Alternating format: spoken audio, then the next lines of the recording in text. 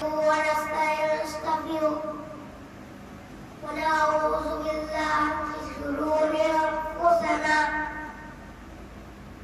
আপনারা সবাই কেমন আছেন?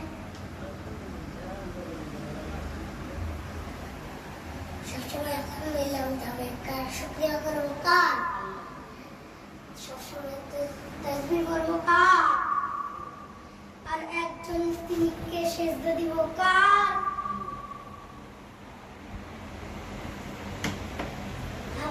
আপনি কখনো বলবেন আমি ভালো নাই, তাহলে আল্লাহ যেটা ভালো আছে ওইটা, যেটা খারাপ আছে ওইটা দেখে আর খারাপ করে, ঠিক কিনা? আর যদি বলেন ভালো, আলহামদুলিল্লাহ ভালো আছি আল্লাহ রেখেছে, ওইটা বললে আল্লাহ যেটা ভালো আছে ওইটা দেখে আরো ভালো করে দিবে, ঠিক কিনা? সবসময় নামাজ পড়তে হবে, 5 ওয়াক্ত নামাজ পড়তে হবে।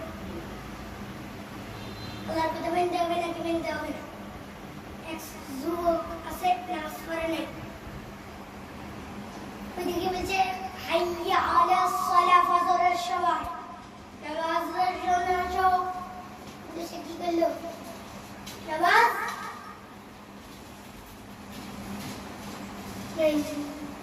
ঠিক না? একটু পরে আমরা আলোচনায়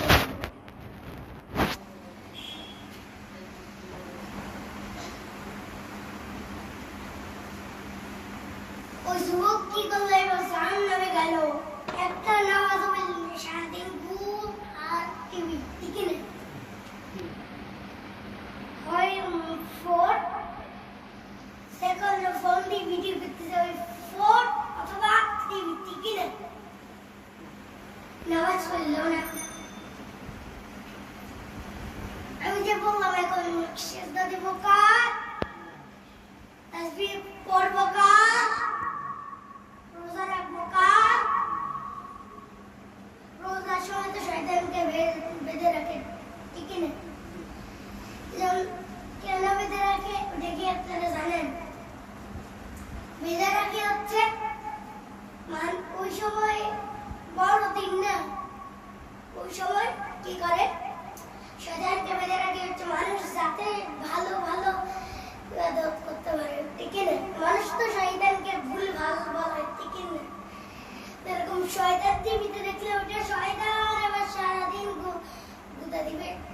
শয়তান তো ওয়াশরুম থেকে বেরোয়, সেই জন্য পেশাব করি পায়খানা করি, ওয়াশরুমের দরজা তেমন করতে হবে, ঠিক না? এখন আমরা আলোচনায় বসি। আজকে আবার ওয়াজ করব। ছেলে আমার মস্ত মানুষ, মস্ত অফিসার, মস্ত ফ্লেটে যায় না দেখা এপারে ওপার, নানা রকম জিনিস আর আসবাব দামি দামি, সবে চেকম দামি ছিলাম এতে মাত্র আমি।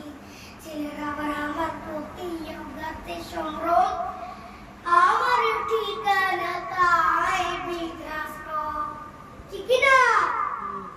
যেমন আল্লাহ রেখে বলেন খবরদার বাবা আমার বৃদ্ধাশ্রমে রেখে এসো না, তোমাদের যারা যন্ত্রণা ভাবে সহ্য করেছে তোমার করতে বের করে দেয় না, এদিনখানে রেখে এসে নাই। যেন বাবা যদি কারোর মতো পেশাব করে পায়খানা করে পরিষ্কার করবা, তাই তোমার জীবন দ্বারা উজাড় করে দিবে। আল্লাহ বৃদ্ধাশ্রমে রেখে আসা যাবে? আমাদের যদি বৃদ্ধাশ্রমে রেখে আসা মায়ের একবার তোর কবে বৃদ্ধাশ্রমের পেট পেরা, তুমি যদি বাবার বৃদ্ধাশ্রমে রেখে আসো তুই বয়স করলে তোমার কবে বৃদ্ধাশ্রমে নাই, ঠিক না? ভাঙা থালা তুমি রাস্তা ভিক্ষে করে খাবা। জন্য প্রথম রেখে ইম্মা খান্না এন্দাকা কি বড় আকাশ মা ইলাহুমা ফাওয়া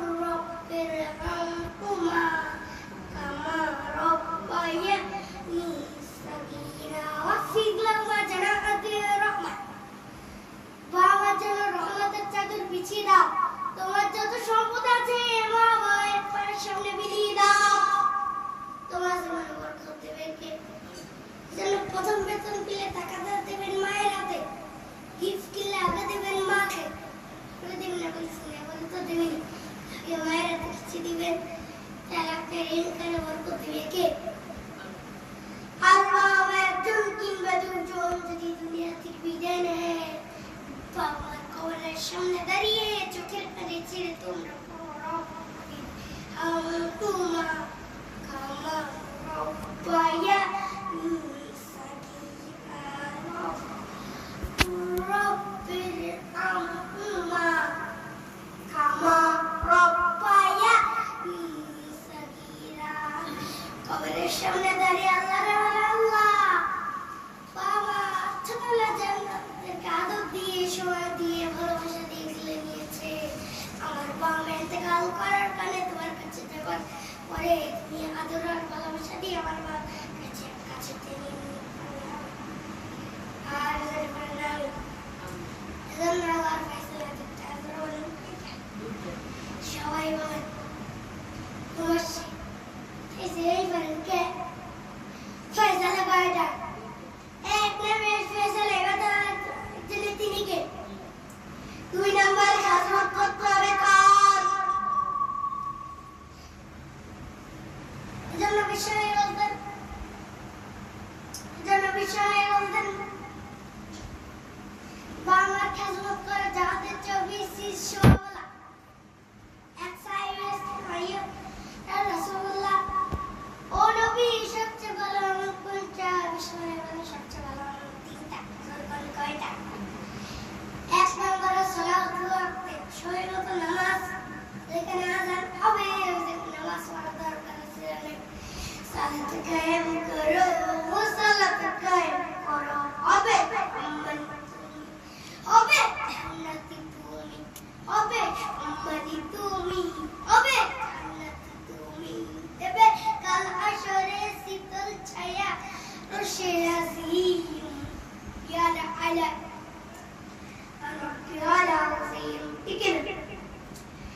এক নম্বর বলা সময় মতো নামাজ। দুই নম্বর সবচেয়ে ভালো বেনু ওয়ালিদাই মাতা-পিতার খেদমত করা। তিন নম্বরে সবচেয়ে ভালো হলো ওসিয়াত সাবিলিল্লাহ, আল্লাহর রাস্তায় জিহাদ করা। সুবহানাল্লাহ। কারণ এই পৃথিবীতে সবচেয়ে ভালো এবারে মা বাবার খেদমত করা তৌফিক কি না? আর হাদিসে বিষয়ে বলতেন মা বাবার খেদমত করা যাদের 24 বলা। এক সাহাবী জিহাদ রাসূলুল্লাহ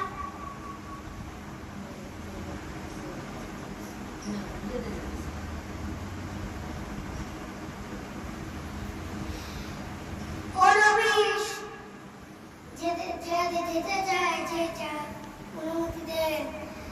বিষয়ে ও সাহাবী করে আব্বা আম্মা সালাকি সাহাবী বলবেন আছে বিষয়ে সাফিহি মা জাহিদ যাও বা আমার খেদমত করো, বা আমার খেদমত করলে দিয়ে দিস